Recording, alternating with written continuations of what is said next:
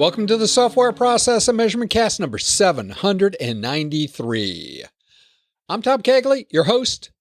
As you would suspect, I have recently been talking up Mastering Work Intake, which Jeremy Willets and I co-authored.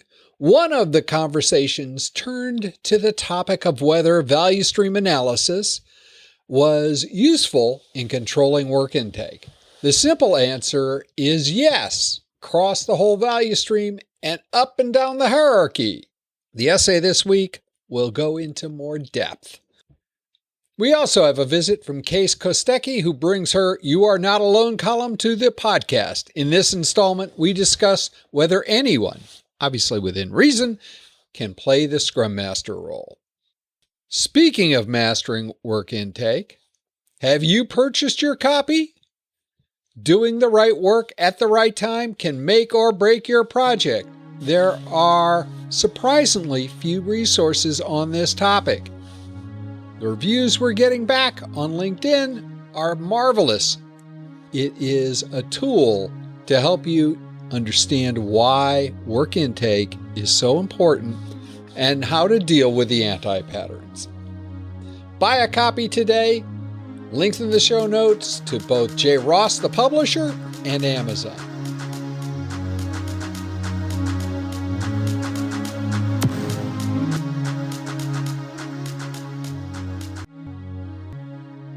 Value Stream Mapping and Work Intake by Thomas M. Cagley Jr., Megan E. Cagley. As you would suspect, I've recently been talking up Mastering Work Intake, which Jeremy Willets and I co-authored.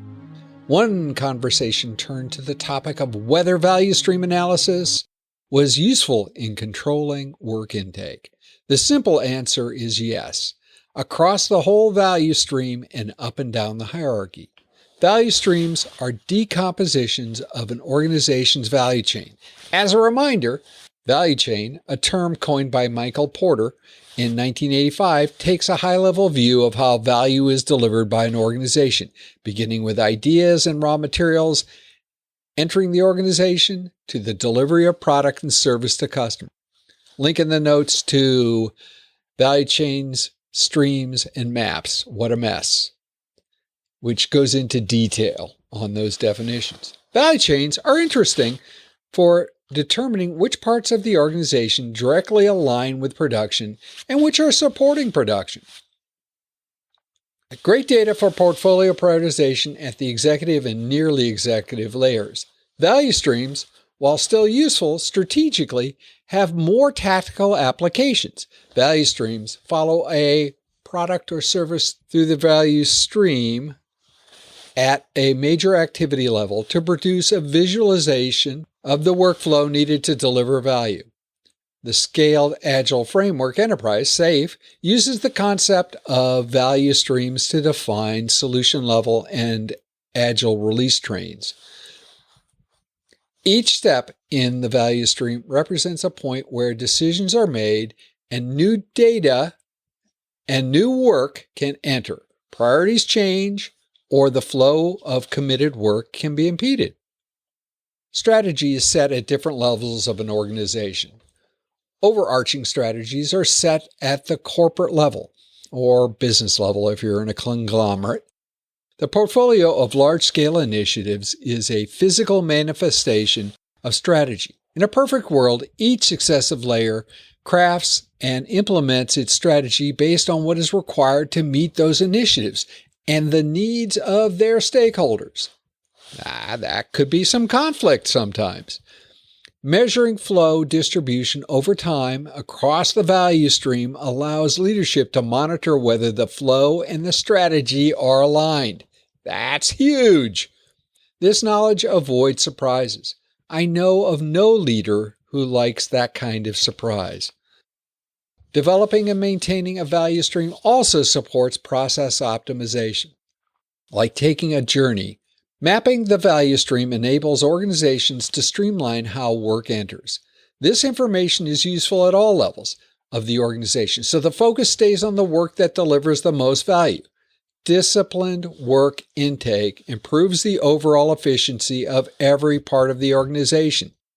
Cumulative flow diagrams and WIP aging metrics are useful for targeting process optimization.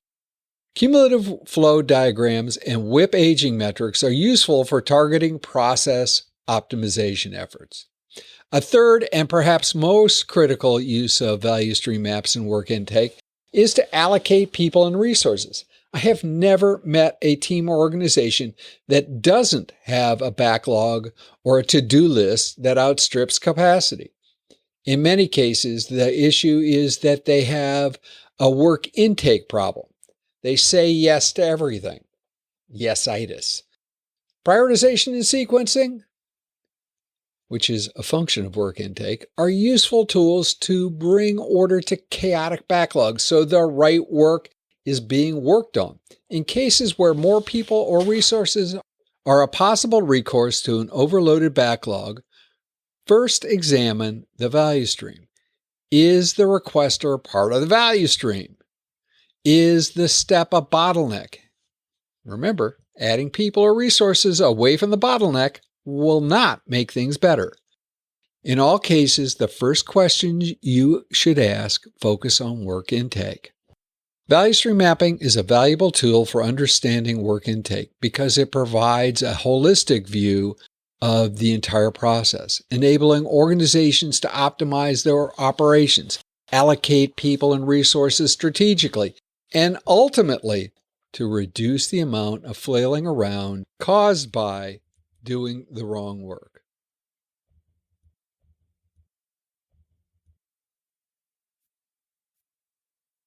Kies Kostaqi, welcome to the Software Process and Measurement Cast. Kies, I am really excited today to pick your brain on your "You Are Not Alone" column. So, Kies, again, thank you for being here. Thank you for having me. I really love this title. You're not alone. I mean, it can have a lot of meanings to people when they hear that. So I think that resonates with people differently, and that's what I really like about the title. Yeah, we won't play the Eminem song because then we'd have to play royalties. Oh, well. So, Kies, today, can anyone play the Scrum Master role? There are organizations that they think they can take a practitioner or an analyst from a team, and then tomorrow they are the Scrum Master. You're on your way to becoming a Scrum Master. And a lot of organizations that are new to Agile, or they're trying to get their feet wet with a specific framework, or just, trying to be Agile, they think that it's all about meetings and, facilitating meetings and making sure that people are doing their work. And that's it. But it's more than that. So I don't think everybody can do it. I think that it depends on the person that you are. How comfortable are you with change? How comfortable are you with facilitating and not being the center of attention, but being that coach that it's helping people and helping that team succeed? And it takes a specific type of personality to do that. So I don't think everybody can be comfortable doing that. Can you be afraid and be a good Scrum Master? Oh, yeah, of course. I mean, if you're not afraid, then what's the point? I think that we need to be afraid to know what we can do wrong and to fix that. If we're not afraid, then we might be taking an action, and at the end of the day, it's not the right one. So we're not even thinking about consequences. So yeah, I think we should be afraid. At what point does fear stop you from taking an action? How long do you have to think about it to be unafraid? I mean, don't take a whole year. But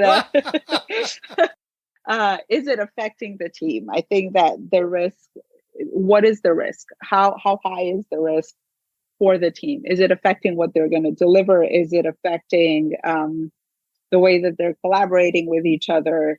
There needs to be a decision. And when that decision making takes a long time, it can affect the outcome. So make a decision before it affects the outcome and ask for help. I mean, that's what I've learned. You can't do it alone. Nothing in this life you can do alone. So, ask for help. There are people out there who are going to help you. There are people out there who can lend a hand. So Always ask for help. I painted a bathroom by myself once. All by yourself? All by myself. How long did it take you? It was a little bathroom. Took me a few hours. Okay. Yeah. Well, So see, then there are things you can do by yourself. yeah, but they're not terribly consequential, I think is your point. Yeah. We help people make decisions a lot of times in our role as coach and Scrum Master or whatever the term they want to use for it. I'm concerned sometimes that people can be too afraid to be wrong. Then decisions aren't made quickly, or decisions aren't made at all. What sort of counsel would give people in terms of dealing with fear that could stop you from making decisions? That's a very good question. Even personally, and I hate to admit this, I am afraid I might make the wrong decision, or being wrong. And it's maybe how I grew up. I have a European background, and I'm from Albania. So in that country, we always had to be, the best in what we do, and we had to be prepared and stuff like that. So I think that's a big thing. I mean, you're afraid to be wrong, but at the same time, I think I'm more afraid that my decision will impact somebody negatively. I think that's my concern. It's not about me being wrong, and it's about how me being wrong will affect somebody else or a group of people. So I would say, it depends on what it is. What is the decision that you're trying to make? Focus on the facts. That always helps. Be objective and focus on the facts. And then ask for counsel on people that can provide you that answer. At what point do you run experiments to find out whether or not your facts are right? Every day. Try something. It doesn't work, switch it around. That's what agile is all about, continuous improvement. So you're wrong, switch it up. I'm good with that, right? So I'm a big fan of inspect and adapt, experimentation, those sorts of things. But if we're afraid of making decisions, how can we? Because let's face it, if an experiment, how can an experiment actually be wrong? Let's go there first. It can't. I mean, it's an experiment. You try something. It can go wrong if you're expecting a specific outcome. So, you might think it went wrong. You might think that you might think it went wrong, but I think that in that process, the discovery process, you might find something else, and you might want to follow that path instead. So, if you don't try, you will never know. Absolutely, and I think that's where I try to get at in terms of decision making. Right? We all are afraid, but as soon as it paralyzes you or makes you be too slow to run an experiment. There are a lot of organizations, and I don't know that you've run across them yet, but there are a lot of organizations where an experiment, if it doesn't come to the answer that you wanted it to and that you told your boss to, that's not learning, that's career limiting. So people tend not to run a lot of experiments in that circumstance, right? It freezes out. It would be understanding. Yeah. How do you learn to make rational decisions in the face of fear? How do you learn to make decisions? Again, it comes to continuous improvement. I mean, if you don't try something, how will you know if it will work? How do you know that the phase that you currently are in actually works? We always think about the outcome, right? And the value. And sometimes that value is really hard for people to explain what it is that they're expecting. And from an organization perspective, from a team perspective, it depends on the group that we're talking about, but it's really hard for them to pinpoint what is that exact value. And maybe that is not something that you're getting right now from the work that you're doing or from the path that you've chosen to follow. So if you don't try to change that, and I heard a phrase somewhere, I mean, you have to disrupt the process. If you don't disrupt the process, then you don't know if what you're doing is actually providing what you need. And organizations, they need to evolve, they need to change, and they need to grow. So as part of the evolution process, there needs to be a disruption in the middle. And that disruption will not happen if you're afraid. So in order for you to grow, there needs to be change at some point in your life, in your career, in your organization path, or your strategic decisions that you're making. There needs to be a disruption for you to evolve and grow. So I heard someone say the other day that whereas we think the world is changing more quickly, organizations are changing more quickly, what's really happening is that we're just failing to learn, so that we're making the same mistake or different mistakes over and over and over again. That is extremely unfortunate, because if you're making mistakes, you need to learn from them. Otherwise, you're not changing. You're just doing the same thing in a different way. And you're saying you're changing, but you're not. So we really need to understand, what is it that we want to achieve? What is our goal? What's our outcome? And based on that, look at our steps and understand if that's the right path we want to be on. Because if we're just saying it because we want to, satisfy somebody in leadership, or satisfy a friend or a colleague or whomever we're trying to please, then that's not the right thing. Then what you're doing, it will not give you that outcome that you're looking for. Do you think learning to deal with this kind of fear and this kind of experimentation is harder if you are counseling or coaching a team that you've been involved with before you were the Scrum Master, or easier? I think it's harder.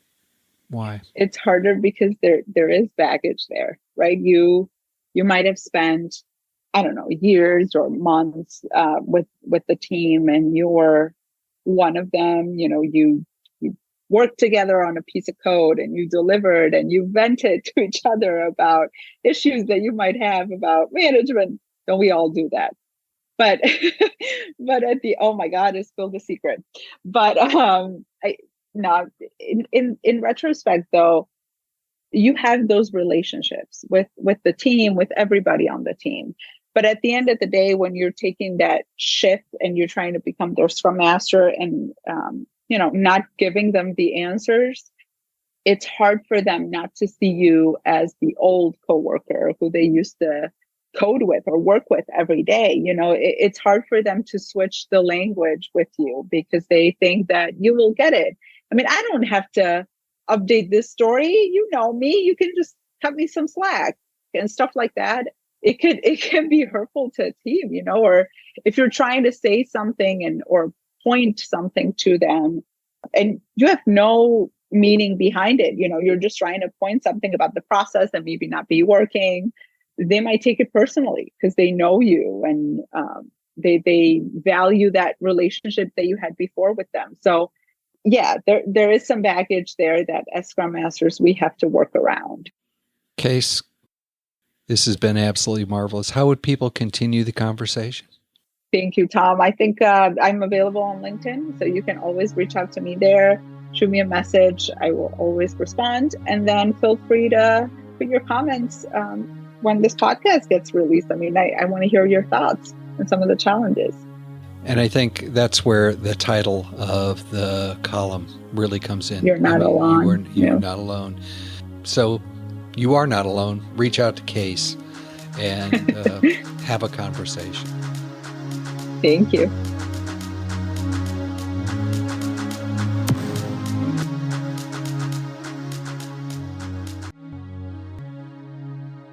In Reread Saturday News, Chapter 7 of Actionable Agile Metrics, Volume 2, Advanced Topics and Predictability, dives into the nuances of using XMR charts for basic flow metrics, including things like cycle time, throughput, WIP age. This is a highly useful chapter.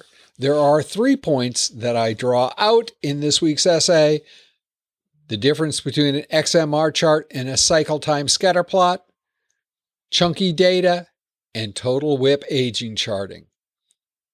Remember, buy a copy and read along. Links in the show notes to this week's and all previous week's installments of Reread Saturday. In the Software Process and Measurement Cast number 794, we'll feature our conversation with Nick Schrock. We discussed data engineering, AI, and entrepreneurship. As the founder of Dagster Labs, Nick has the perfect standing to talk about all 3 of the hottest topics of 2024. If process improvement is a never-ending journey, why do so many people ask, are we there yet?